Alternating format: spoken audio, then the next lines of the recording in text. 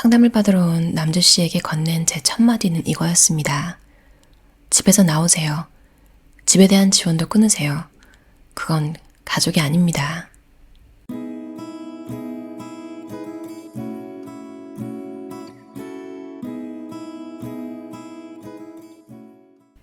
착취적인 가족에게서 당장 도망쳐라. 귀양 증후군에서 벗어나는 법. 세상엔 공부하는 노력과 다정할 용기마저 아까운 가족도 있죠. 온 가족이 한 사람의 혈관에 빨대를 꽂은 것처럼 그에게만 희생을 강요하는 집이 간혹 있습니다. 그런데 이상하게도 그런 착취를 당하면서도 그 사람은 가족의 사랑을 갈구하며 생애를 착취적 가족에게 헌신하죠. 사례와 실명을 소개해도 좋다고 기꺼이 허락해준 남주씨 이야기를 들려드릴게요.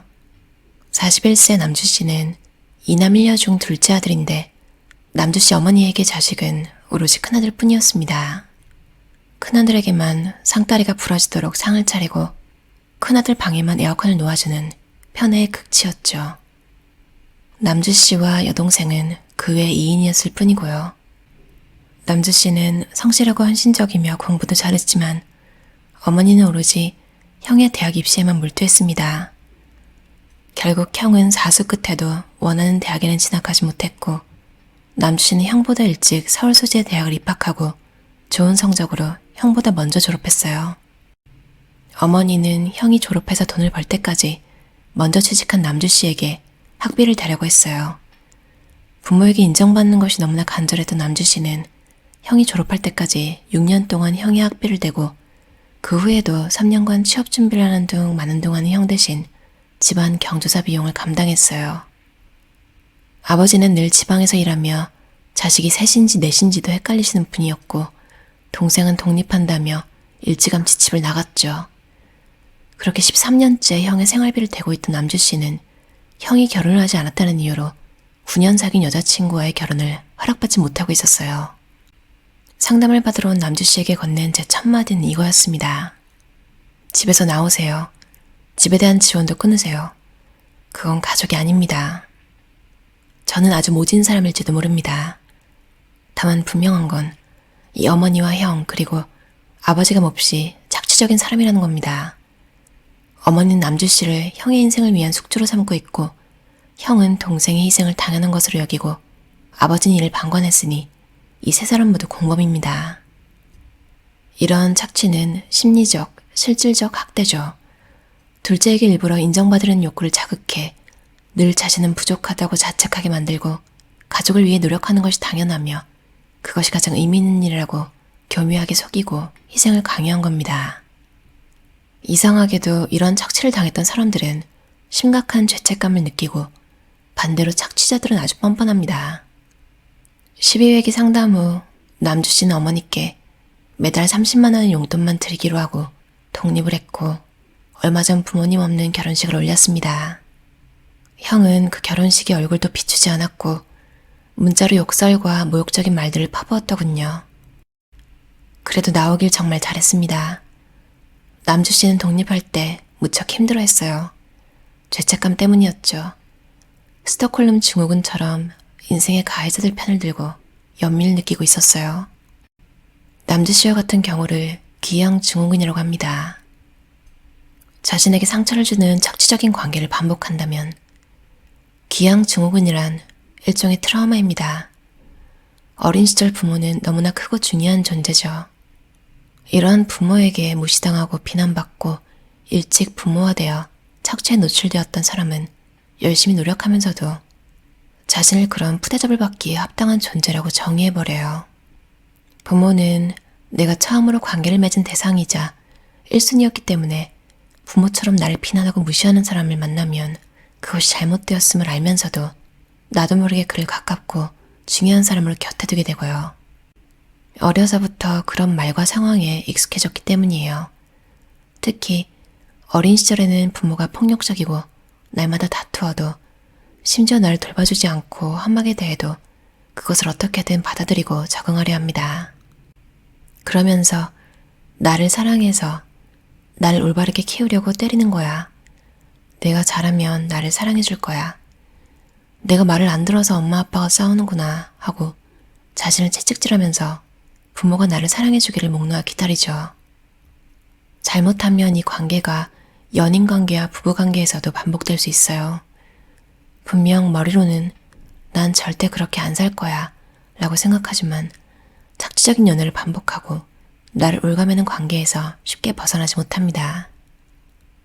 어린 시절 가정에서 익혔던 관계 방식이 새로운 상대에 대한 끌림의 원천이 되어버린 겁니다.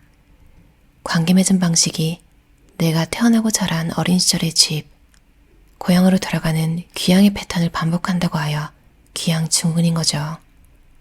남주 씨에게도 연인과의 관계에서 귀향 증후군이 보이더라고요. 상담 14주차부터 파트너와도 상담을 시작했죠. 상담이 21주차에 이르렀을 때 독립을 했고 30주에 이르렀을 때 결혼을 했어요. 지금 남주 씨는 어느 때보다 행복하게 살고 있습니다. 착취적인 가족을 만난 것은 당신 잘못이 아닙니다. 착취적인 가족 속에 살면 늘 사랑에 목마릅니다. 아무리 노력해도 인생의 피를 빠는 사람들의 목은 축여지지 않습니다. 이럴 땐 주저없이 도망 나와야 합니다. 그러한 가족을 만난 건 운이 없었을 뿐 당신의 잘못이 아닙니다. 그리고 그 집을 나오는 건 가출이 아니라 탈출이고요. 남주 씨처럼 착취적인 가족과 가까이 지낸다면 무조건 분리해야 합니다. 그리고 가족이 없는 나만의 삶을 시작하세요. 나만의 삶을 꿈꾸며 자주적인 힘을 가져야 나를 짓누르던 억압에 대항할 수 있어요. 차별적인 부모는 놀라울 정도로 힘에 취약합니다. 남주 씨 어머니는 아직도 남주 씨를 은혜를 모르는 못된 자식이라 욕하고 다니지만 결코 전처럼 대하지 못하죠. 남주 씨는 부모를 당분간 만나지 않기로 했습니다. 가족에 대한 연민과 남아있는 죄책감에 대한 통제력이 충분해질 때까지 말이죠. 착취적이면서 통제적인 가족과 살아온 분들에게 말씀드립니다. 착취적인 부모가 대했던 방식으로 나를 대하지 마세요. 내 마음을 지배하고 있는 착취적인 부모의 말이 계속 메아리처럼 들리면서 감정을 후려칠 겁니다. 그럴 땐 귀를 막고 고개를 흔드세요. 당신의 말과 착취적인 부모의 말을 구분해야 합니다. 그들의 강압적인 말이 오랫동안 나에게 익숙한 삶의 등불이었지만 더 이상 내 것이 아니라 선언하고 선을 확실히 그어야 합니다. 그리고 분명히 말씀드리건대 당분간은 절대 만나시면 안 됩니다. 집의 복종 구조 속에 살았던 분들은 만나는 순간 그 구조가 되살아나기 때문이죠. 죄책감을 느끼라는 소리가 안 들리는 순간까지 상종하지 마시기 바랍니다. 사과를 받고 싶더라도 5년 뒤에나 받으세요. 물론 사과하지도 않겠지만요. 대신 스스로를 환대하세요. 당신은 가치 없거나 착취당해도 되는 사람이 아니라 매우 아름다우면서도 안쓰러운 모든 상황을 뚫고 여기까지 온 사람이라는 걸 기억하세요. 부당한 착취와 폭력을 견뎌낸 당신은 생존자입니다. 게다가 당신은 부모가 낳은 자녀이기 이전에 멋진 삶을 온전히 살아가기 위해 태어난 존귀한 존재라는 점을 기억하세요. 자신의 삶을 꿈꾸며 힘을 기르세요. 착취적 가족 대신 자신을 부양하세요. 스스로를 예뻐해주고 누구도 신경 쓰지 말고 나만의 꿈을 꾸는 겁니다. 내가 먹고 싶은 음식도 먹고 가고 싶었던 곳으로 출발해보세요. 고기도 먹어본 사람이 잘 먹는다고 하죠. 스스로를 살핀 적이 없는 사람들은 처음 입어본 남의 나라 전통 의상처럼 자기 돌봄을 낯설어합니다. 그러나 새로운 출발은 옳은 것이자 기쁜 것이며 이미 마쳤어야 할 숙제입니다. 가족의 그늘 아래 어둡게 보냈던 당신이 다시 햇볕을 받으며 양지의 기쁨을 느끼고 새해의 노래와 꽃내음을 만끽했으면 좋겠습니다. 스스로를 환대하는 일은 방법만 안다면 매우 쉽지만 착취당하는 데 익숙해 자기 돌봄이 낯선 사람들에게는 어려운 과제일 수도 있습니다. 이 책이 여러분에게 자신을 돌보는 마음의 지도가 되기를 바라봅니다. 2호선 저자의 2호선의 나이 들수록 관계편이었어요.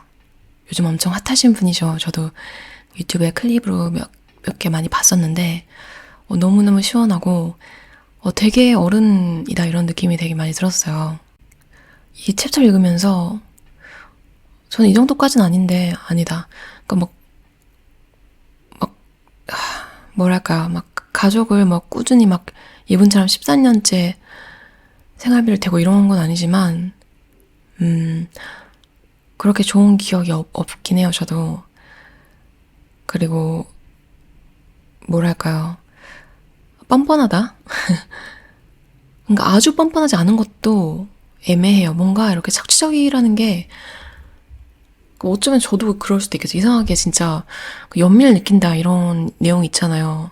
그럼 이게 내가 느끼는 게 연민인가? 그 죄책감도 들고, 그러니까 뭐 별의별 이해심을 다 발휘한단 말이죠. 그러니까 이분들은 옛날 사람이니까 그 시절에는 뭐 컴퓨터도 없었고 뭐 배우는 게 힘들었겠지. 뭐 별의별 아니 근데 그 시절에도 책은 있었고 뭔가 자기 자신을 발전시키고 가족을 부양하고 책임을 다하려고 했을 거 아니에요. 근데 그리고 또 뭐 술이나 뭐 좀 안 좋은 중독 문제 같은 것도 이게 뇌 구조가 이미 바뀌어서 어쩔 수가 없나 보다 막 별의별 이상한 이해를 다 하려고 해요. 근데 그렇게 되기까지 태어날 때 그렇게 태어났겠냐고요. 아무튼 이 가족 얘기를 함부로 하는 게 좀 속으로는 싫다 싫다 해도 밖으로 내뱉는 순간 되게 또 그게 또 애매하잖아요. 자기 스스로 가족 욕을 하는 게. 아무튼 이런 가족을 가지신 분도 적지 않을 거예요.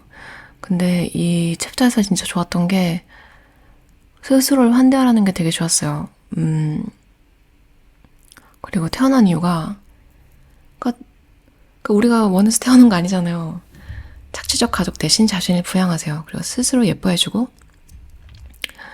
저도 되게 오랫동안 30년이 넘도록 예쁨 받고 싶다 이런 생각을 했던 것 같아요. 가족한테. 근데 안 되는 거는 안 되는 거고 그러니까 자존감 지킴이라고 하잖아요. 보통 가족들을. 근데 저는 완전 자존감 까끔이들이어서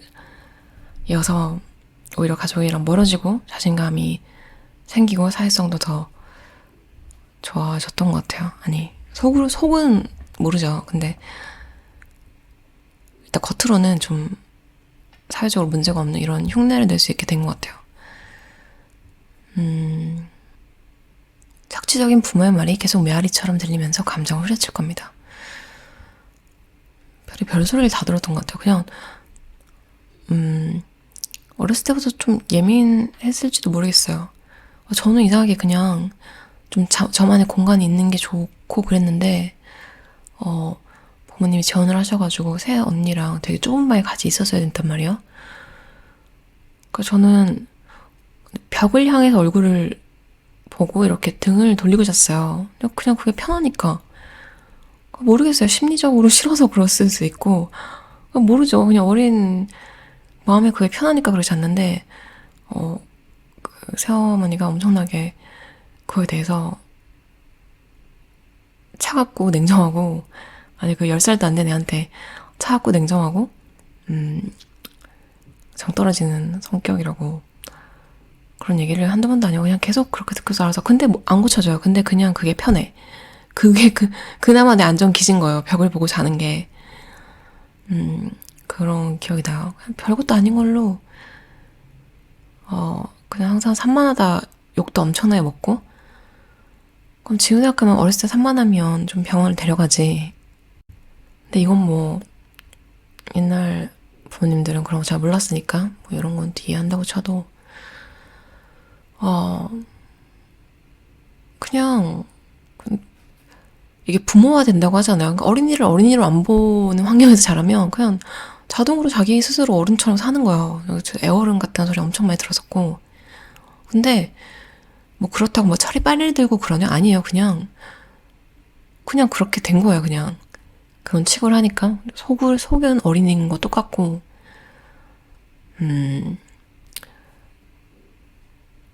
이게 막 어렸을 때 나 정말 불쌍해서 이런 얘기를 하려는 게 아니라 그냥 나 그랬었구나 한번 다시 한번 상기시켜주는 평소에 이런 생각을 하고 살진 않죠. 그냥 이런 내용의 책을 읽거나 이야기를 들으면 맞다 나도 만만치 않았지.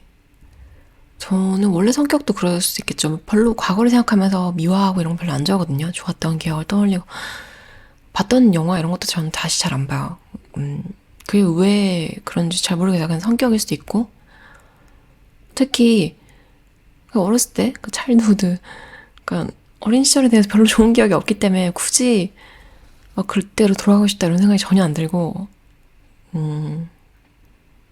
그러니까 벽에 얼굴 돌리고 잔다고 욕먹었을 정도면 지금도 얼마나 뭘 하든 연락이 될 때마다 말도 안 되는 소리를 듣겠어요. 당연히 연락하기 싫고 만나기 싫고. 그러니까 자꾸 기대를 걸게 되는 것 같아요. 이번에는 좀 변하지 않았을까? 나이를 먹고 서로 나도 잘했는데 좀 관계가 달라지지 않을까? 그냥 살면서 더 느끼는 거는 그분들은 이미 그분들이 제 나이였을 때 바뀌지 않았으면 힘들다. 그냥 더 심해질 뿐인 것 같아요. 그러니까 그리고 또 이 책에서 진짜 고마웠던 게 이 책 같은 이야기를 들을 때마다 힘이 되는 게